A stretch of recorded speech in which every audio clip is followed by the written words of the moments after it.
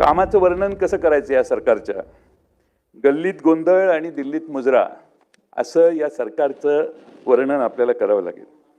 तिन्ही पक्ष इथं गोंधळ घालत असतात, पण दिल्लीत जाऊन मोदी साहेब आणि शहासाहेब यांच्यासमोर मुजरा करण्याचं काम आमचे सगळे नेते करत असतात. अनेक आश्वासनं दिल्यामुळं जनतेमध्ये इतका प्रचंड रोष आहे की एकही आश्वासन पूर्ण या सरकारचं आज या सरकारला करता आलेलं नाही.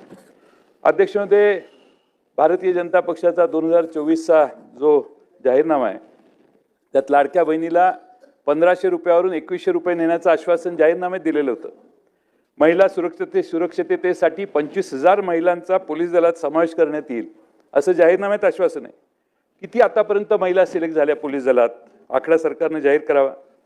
1500चं 2100 रुपये कोणत्या तारखेपासून सरकार सुरू करणार आहे तेही उत्तराच्या भाषणात सरकारने सांगावं.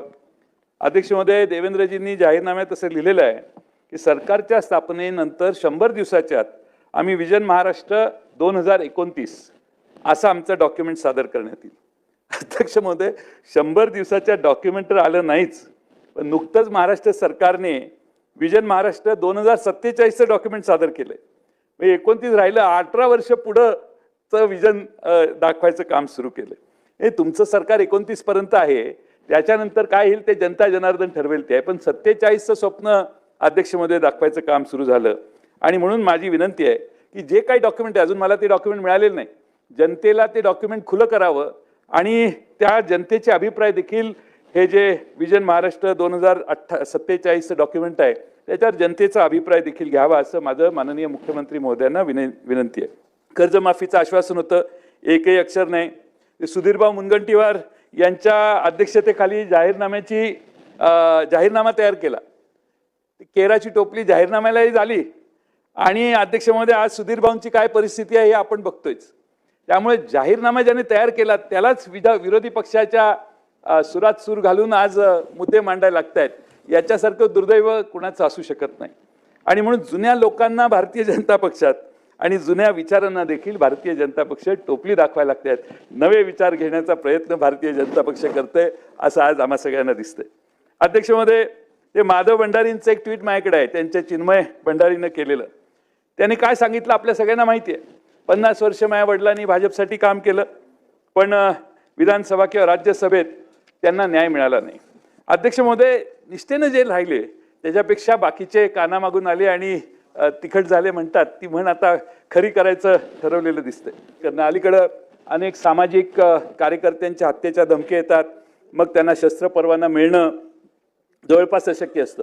म्हणजे धमक्या आल्या तर त्याला खून, खंडणी, अपहरण, मारहाण असे गंभीर गुन्हे दाखल झालेले ते निलेश गायवळ त्याला पासपोर्ट मिळाला, शस्त्र परवाना मिळाला अध्यक्ष महोदय.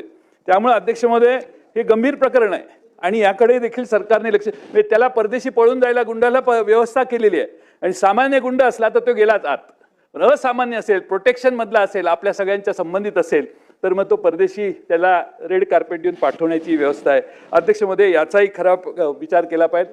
आमच्याकडे आमच्या पक्षाचे कार्यकर्ते राम खाडे नावाचे पदाधिकारी आहेत, सामाजिक कार्यकर्ते आहेत. त्यांनी अनेक देवस्थानचे जमीन घोटाळे बाहेर काढले. पोलीस संरक्षण त्यांना मधल्या काळात देण्यात आलं, सरकारने पोलीस संरक्षण काढून घेतलं.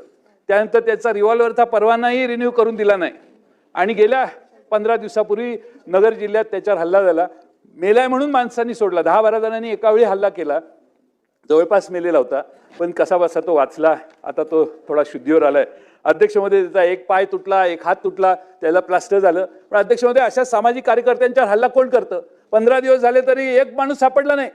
पोलीस काय हजामती करतायत का काय? मला आश्चर्य वाटतं अध्यक्ष महोदय. संध्याकाळी जेवताना हॉटेलच्या समोर माणसाला मारहाण होते आणि अध्यक्ष महोदय त्याचा कोणच मागमस पुरावा लागत नाही. पोलीस का अजामता करताय का असे शब्द वापरू नये प्लीज. पोलीस का अजामता करताय का असे शब्द वापरू नका प्लीज. मग काय शब्द वापरू? तुम्ही पर्याय द्या ना मला. माझे मराठी नाही कमी आहे, असे शब्द वापरू नका प्लीज. असे शब्द वापरले पाहिजे, दुसरं काय वापरणार? हजामती म्हणजे काय माहितीये का तुम्हाला? हजामती म्हणजे काय माहितीये का तुम्हाला? हे शब्द नाही, असे शब्द वापरू नका जयंतराव प्लीज. का तुम्हाला? मला सगळं माहिती म्हणून हजामतीचा अर्थ सांगा ना. तुम्ही सांगा ना. मी असे पोलीस तुम्हाला अर्थ कळत असेल तर तुम्ही सांगा. मंत्री आहात तुम्ही. तुम्ही पण होते ना मंत्री, तुम्ही एवढे सिनियर सदस्य आहे. तुम्ही हजामती काढून टाकावे.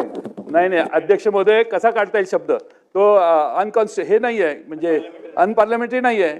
मंत्री झाला म्हणजे जास्त कळत असा गैरसमज करून घेऊ नये. अध्यक्ष महोदय, नाही, रेकॉर्डवरून हे शब्द काढण्यात येत आहे. कुठले हजामती कारण काय सांगा ना, ते अनपार्लमेंटरी आहे का सांगा अध्यक्ष महोदय.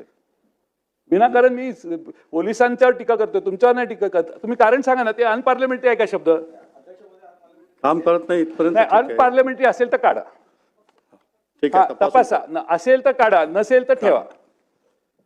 अशी थोडी पद्धत आहे. अध्यक्ष महोदय, त्या राम खाडेंच्यावरचा हल्ला, त्यांनी देवस्थान जमीन घोटाळे बाहेर काढले, त्याच्यापैकी कोणीतरी हे काम केल्याचा संशय आहे. अजून एकालाही अटक पोलीस करू शकले नाहीत आणि म्हणून तो शब्द मी वापरला. तुम्हाला त्याच्या वेदना कळणार नाहीत, पण ज्यावेळी गुजरते ना त्यावेळी कळतं की काय माझ्याकडे पाहून बोला जयंतराव. हो, ते समोर बसलेत ना, तुमच्याकडे बघून बोलतो. माझ्याकडे पाहून बोला. तुम्ही, तुमचा चेहरा मला नेहमीच आवडतो, त्यामुळे काय मला तुमच्याकडे बघायला काही तक्रार नाही. अध्यक्षमध्ये पुणे हे विद्येचं माहेरघर होतं.